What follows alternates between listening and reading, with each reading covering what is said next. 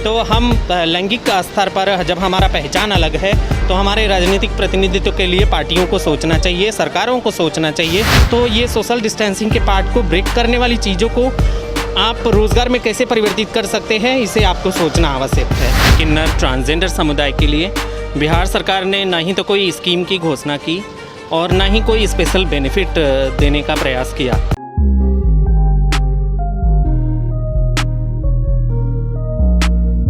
नमस्कार, मैं पल्लवी रंजन, आप देख रहे हैं भारत लाइव। हमारे साथ रेशमा जी जुड़ी हैं। इनसे हम जानेंगे कि बिहार सरकार इनके लिए क्या कर रही है और क्या कुछ लॉकडाउन में की है या नहीं की है। रेशमा जी, आपका जो अभी लॉकडाउन हुआ है, इस लॉकडाउन में बिहार सरकार ने आपके लिए कुछ किया है? आप लोगों के लिए, आप लोग के समाज के लिए?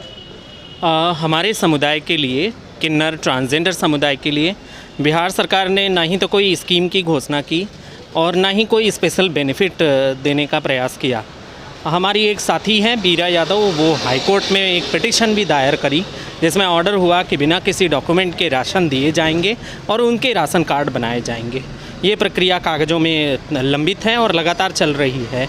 हम तो मांग रही हैं कि हमें रोज़गार चाहिए और हमें रोज़गार के ऐसे साधन हों जो निरंतर चलने वाले हों, वो ऐसे साधन नहीं हो कि वो थोड़े समय के लिए चलते हैं। वैसे भी हमारे रोज़गार के लिए कोई भी पूरे भारत में कोई भी ऐसे रास्ते नहीं निकल कर के आए और हम खुद लगातार मांग करती हैं। भारत सरकार ने एक ट्रांसजेंडर एक्ट भी बनाया, उसके थ्रू लेकर के जाना था और बिहार में बिहार राज्य किन्नर कल्याण बोर्ड बनाया गया, उसके थ्रू भी कोई स्कीम अभी तक नहीं बन पाई। मैं खुद उस बोर्ड की मेंबर हूँ, अभी तक उसकी बैठकें 2 बार हो चुकी हैं। तो ये हमारे कम्युनिटी के लिए बहुत ही मुश्किल का समय है कि हमें जो राइट्स हैं वो राइट्स मिल नहीं रहे हैं और ये संघर्ष बहुत ही लंबा है। मैम, तो ये बताइए कि आपको क्या लगता है कि बिहार सरकार को आपके लिए क्या कुछ करना चाहिए और क्या कुछ नहीं करना चाहिए? निश्चित तौर पर उन्हें जो जनरल व्यक्तियों के लिए आप सहयोग देते हैं, कम से कम वो इस पर बेनिफिट हो सकते हैं। 1-1 हज़ार रुपये आपने सबके खातों में डाले और आपने राशन फ्री में दिया। हमें तो कोई आपने राशन फ्री में नहीं दिया, हमें कुछ सामाजिक संस्थानों ने हमें सहयोग किया और उसी से हमें जो लाभ मिले हैं तो मिले हैं, नहीं तो कुछ भी नहीं ऐसा है कि हम सरकार को धन्यवाद दे पाएँ। सरकार ने हमारे लिए क्या किया, ये बहुत ही बड़ा यक्ष प्रश्न है और इस यक्ष प्रश्न का जवाब सरकार से ली जा सकती है। हम एक समुदाय के प्रतिनिधि हैं और हमारी आवाज़ लगातार उठती रहेगी और हम लगातार बात करेंगी और संघर्ष करेंगी कि हमारी ज़िंदगियां कैसे मुख्य धारा में शामिल हो सकती हैं। हमने थोड़ा सा प्रयास किया इस लॉकडाउन में मास्क बनाने का और ये मास्क बनाने का जो तरीका रहा है उसमें हमारे कम्युनिटी से लोग मिल कर के मास्क बनाए, लेकिन वो भी बहुत ही सफल नहीं रहा है। ये हमारे लिए बड़ा ही मुश्किल का समय है। ये मास्क वाला जो आपने बताया, इस पे क्या हुआ? इस पे आप बिहार सरकार ने इस पे अप्रूव नहीं दिया या फिर लोगों ने उसको ख़रीदा नहीं? नहीं, हम गवर्नमेंट ऑफ बिहार के पटना नगर निगम के द्वारा हमें सिर्फ पाटलिपुत्रा अंचल से कुछ ऑर्डर्स मिले, लेकिन अभी ये निरंतर व्यवस्था तो नहीं बन पाई कि हाँ मुझे जैसे जीविका के दीदियों को लगातार उन्होंने व्यवस्था किया। ज़िले में हर एक जीविका के जो भी समूह हैं उन समूहों को मास्क बनाने के लिए रास्ते बनाए, लेकिन हमारे लिए कोई भी ऐसा रोज़गार उत्पन्न करने के लिए कोई भी रास्ते नहीं निकाल करके लाए गए।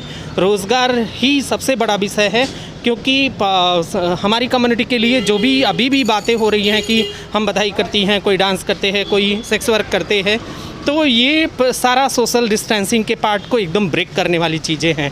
तो ये सोशल डिस्टेंसिंग के पार्ट को ब्रेक करने वाली चीज़ों को आप रोज़गार में कैसे परिवर्तित कर सकते हैं, इसे आपको सोचना आवश्यक है। तो अभी 4 महीने से कंटिन्यू लॉकडाउन है और इस लॉकडाउन में बिहार सरकार का कुछ भी ऐसा नहीं रहा कि आप लोगों को बिहार सरकार से मदद आई है?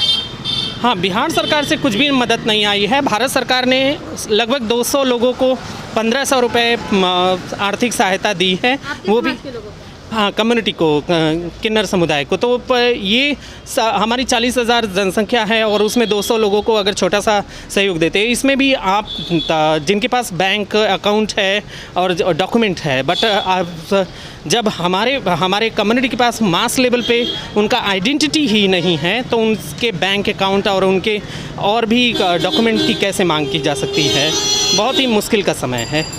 मैम अभी आपको क्या लगता है कि बिहार में आपकी कम्युनिटी के लोग इतने हैं, उनमें से किसी को एक को प्रतिनिधित्व मिलना चाहिए? आगामी विधानसभा चुनाव में राजनीतिक प्रतिनिधित्व को जो लड़ाई है वो निश्चित तौर पे हमारे समुदाय से भी होना चाहिए, क्योंकि बाबा साहब अम्बेडकर ने जो कानून लाया था वो राजनीतिक प्रतिनिधित्व और आर्थिक प्रतिनिधित्व सभी प्रतिनिधित्व की बात कर रहे थे। तो हम लैंगिक स्तर पर जब हमारा पहचान अलग है तो हमारे राजनीतिक प्रतिनिधित्व के लिए पार्टियों को सोचना चाहिए, सरकारों को सोचना चाहिए कि हमारे राजनीतिक प्रतिनिधित्व कैसे हो सकते हैं।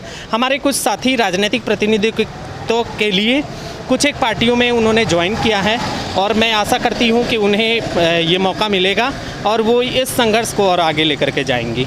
बढ़ाएं अपना कदम सक्सेस की ओर शिखर करियर इंस्टीट्यूट के साथ। शिखर करियर इंस्टीट्यूट पूर्वी भारत में एकमात्र कोचिंग संस्थान जो एक्सक्लूसिवली है मेडिकल एंट्रेंस एग्जाम के लिए।